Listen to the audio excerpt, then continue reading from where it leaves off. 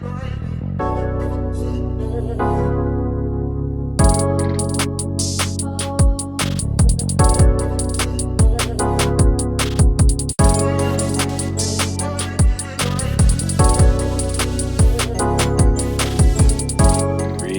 remember, repeat. Y'all know what come first in this show. We definitely showing love. If y'all know my body, y'all know we showing some love on this show. Shout outs to Doc Spills and Iron Mastery Academy. Like I told you, they making trading simple. Learning how to invest by just simply matching your colors. You match your colors and you win trades, man. I'm telling you guys, this is simple. And I think this is what we all should be getting into as far as managing our own money and managing our own finances.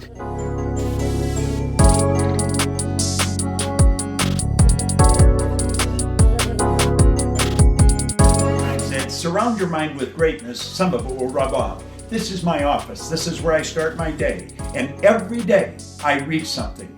Form a habit of reading every day. It's about Proctor. Oh, and like, I love what you're doing as far as the read, remember, repeat, because that's imperative, man. A lot of times, including myself, when I first started getting back into reading. And always, always, always, family, remember this: read, remember, and repeat. Oh, All man, you have we to do ended out is with that, man. Big Mitch, man, thank you. Super day, everybody. How's everybody feeling? You know what I mean? How did you wake up today? It's like 8 o'clock over here on my time. So I'm feeling good. I'm feeling happy. Ready to celebrate the day. Ready to tackle everything that we need to today. Everybody's well. Everybody's healthy. I'm blessed, grateful. I hope everything is going well for you. Um, we are on Napoleon Hill's Philosophy of Success. 17 original lessons, never before been published. It's been published in 2019, but this information was out years ago. You know what I mean? And that's the thing, a lot of information been here before. This is nothing new. You know what I mean? All the information it has been here, and it's just up to us to tap into it. We in a era where you can, you know, self-educate yourself. Everything is on Google. Everything is in the books. You do not have to wait for a teacher. But if you want to get that knowledge with us, you just sit here and read, remember, repeat, and we're going to give it to you. So we are on page 180, chapter 16. Interesting. Let us now turn our attention to the methods by which successful men have profited by understanding and applying the principle of teamwork. We live in a material world, and one of our major responsibilities is to gain economic security while serving as bridge builders for others. Teamwork and a spirit of friendliness cost little in the way of time and effort and pay huge dividends, not only in money, but in the finer things of life. This spirit lights the path to happiness for all who adopt it, and it is the spirit that leads to the attainment of the 12 riches of life. 1. Positive mental attitude. 2. Sound physical health. 3. Harmony in human relationships. 4. Freedom from fear. 5. Hope of achievement. 6. The capacity for faith. 7. A willingness to share one's blessings. 8. A labor of love. 9. An open mind on all subjects. 10. Self-discipline. 11. The capacity to understand people. And 12. Economic security. What an array of riches, and each of them is tied in with that little word, teamwork. Each and every one of these great riches is directly related to the principle of cooperation. Learn to cooperate in a spirit of friendliness, and you will be well on the way to acquiring all of these riches. Edwin C. Barnes was proud of his association with the great Edison. Several years after he began with Edison, he was telling of his experiences and mentioned that his business associate with the inventor was yielding him an income of $12,000 a year. "What?" exclaimed his friend. "You're a partner of the great Edison but are making only $12,000 a year? Why, if I had your opportunity, I would be earning 10 times that amount." That was not exactly the reaction Mr. Barnes had expected, but he managed to pull himself together and asked how. "How? I'll tell you how," the friend replied. "You are engaging in selling the Edison dictator machine, called the Ediphone, and you naturally have a force of salesmen in the field. If I were in your place, I would form a friendly, cooperative working arrangement between me and salesmen and the salesmen of other concerns who are selling related merchandise. Dictator machines are sold to businessmen who also use typewriters, desks, filing cabinets, printing and adding machines, cash registers, office supplies, and general office equipment. Therefore, I would form an alliance between my sales organization and the salesmen in each of these fields through which there would be an exchange of favors. I would instruct my salesmen to keep their eyes open for opportunities to sell these general office products and to turn into my office the names of all prospect buyers of such merchandise. Then I would turn these names over to the salesmen of the various office supplies in return for a similar service from them.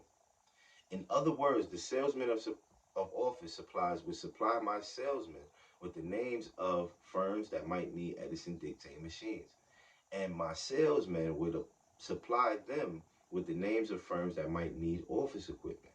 This teamwork would cost no one anything except the time necessary to write down the names on cards and hand them in.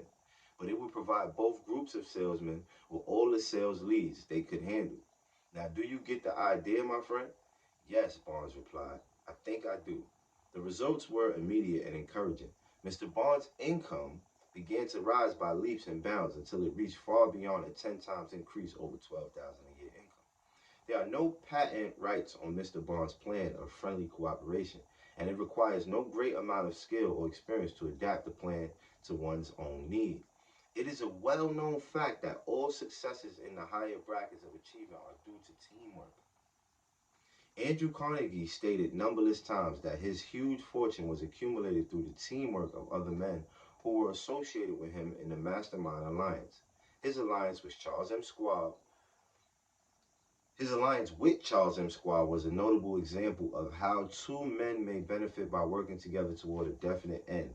Mr. Carnegie lifted Mr. Schwab from the lowly position of a day laborer and gave him an opportunity to become a great industrial leader with his attendant financial compensations. On the other hand, Mr. Schwab became Mr. Carnegie's right-hand man and helped him to build a great industrial empire, which benefited millions of men and women whom directly and indirectly it provided with employment.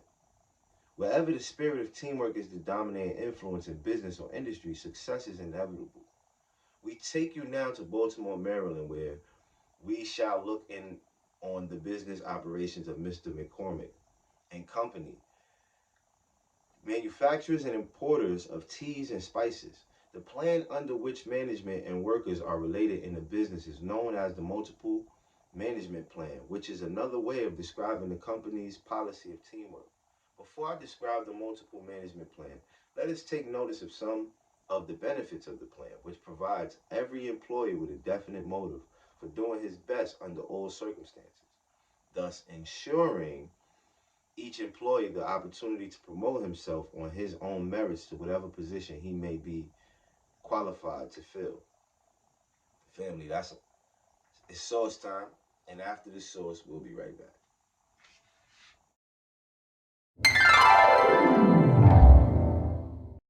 You just gotta pull the trigger. You gotta stop playing games. You gotta pull the trigger on life. You'll be sitting there saying, oh, I'm trying to master this, I'm master. Most of the things I learned from fucking up.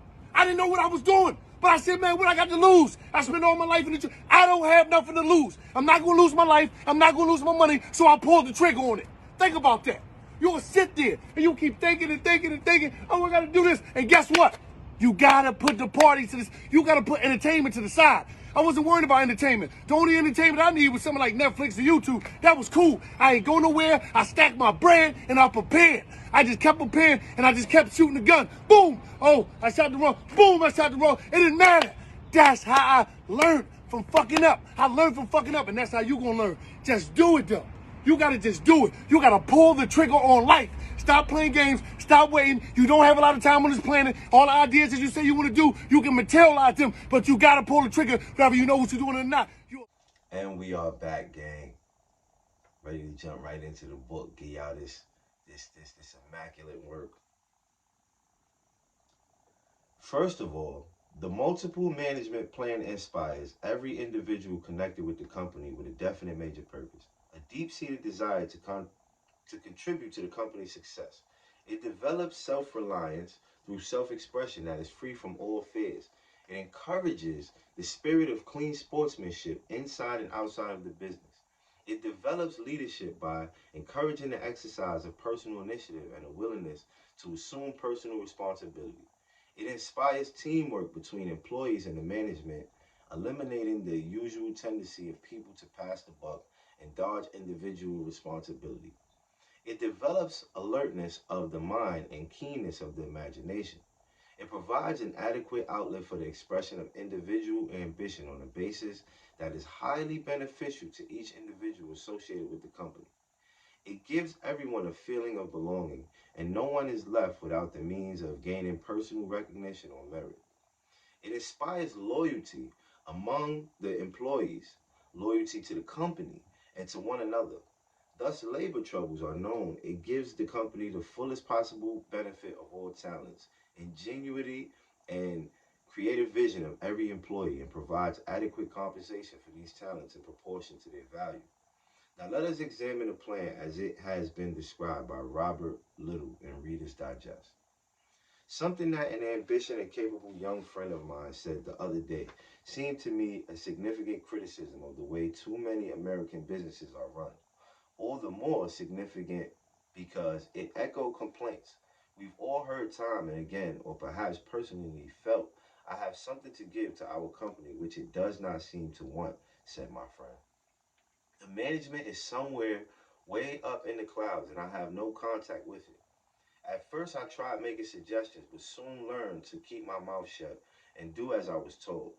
In frequent speeches to us, the employees, the president, who hardly recognizes me when he sees me in the elevator, asks me to be loyal as if loyalty were a one-way street. The few raises I've gotten, I've had to beg for, and they were granted grudgingly, but more than money. I want recognition, freedom, a sense of being really in on the company's affairs. The aloofness of the higher ups makes a lot of us juniors fall into a I don't care attitude. I think it does the firm more harm than a sit down strike.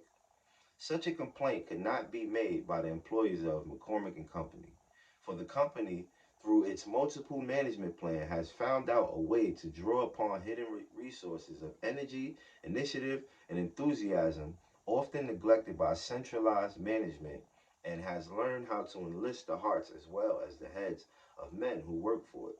For 43 years, this spice tea and extract business was run by the founder, Willoughby M. McCormick, a genius. Upon his death in 1932, he was succeeded by his nephew, Charles P. McCormick. Young McCormick, even after 17 years of apprenticeship, did not feel able to assume a one-man crown. He wanted to share responsibilities with those who could be taught to take it. He felt that independence must be restored to an organization sunk in routine, and that creative imagination should be revived among men who had been saying yes to one man's mind so long that they were using only half of their own. The company's board of directors were men of 45 and over. Their habits of thought were colored by the past. Something more was needed, and so out of necessity was born the idea of multiple management. McCormick picked 17 younger men from various departments and said to them, "You are the junior board of directors. You will supplement the senior board and feed it with ideas. Elect your own chairman and secretary. Discuss everything that concerns the business. The books are open to you, and the minds of your superiors will be wide open to you also. Make any recommendation you like on one condition. It must be unanimous." I saw the junior board in action, 17 young men around a long table, each one bursting with ideas for raising the business a notch higher. The atmosphere was free. There was plenty of kidding, but over it all was the shadow of that day twice a year when the junior board elects 3 new members after dropping the 3 whom a ballot declares to have been the least efficient. At this point, some businessmen may inquire, all very pretty and democratic, but does it pay? Yes, it pays. The company overhead is 12% under 1929. Labor turnover is down to 6% a year, to less than that for the younger employees. It pays the rank and file employees with bonuses at Christmas, larger every year for the last 5 years, and a minimum wage double that of the prosperity peak and way above the wage for similar work in Baltimore. The total payroll is 34% higher than it was in 1929, but production is just 34% higher also. Although the organization consists of around 2,000 employees, every employee individuality is so scrupulous, protected, and preserved that he has a good of an opportunity to attract attention to himself as he would have if the organization were small. Thus, the McCormick multiple management plan has at least eliminated one of the major curses of large industrial organizations, where too often men lose their individual identity in the crowd and only the bold and aggressive have an opportunity to promote themselves by attracting attention to the work. As almost everyone knows, most men will work harder for personal recognition and a word of commendation where it is deserved. They will, for money alone, through the multiple management plan, McCormick and Company has put the soul back into its industry. It has provided every worker with a multiple motive to go the extra mile and to do it in the right sort of mental attitude. Okay, you already know what's going on. Top of the morning. I hope everybody has a blessed day, a good day. Smile today, find some joy today.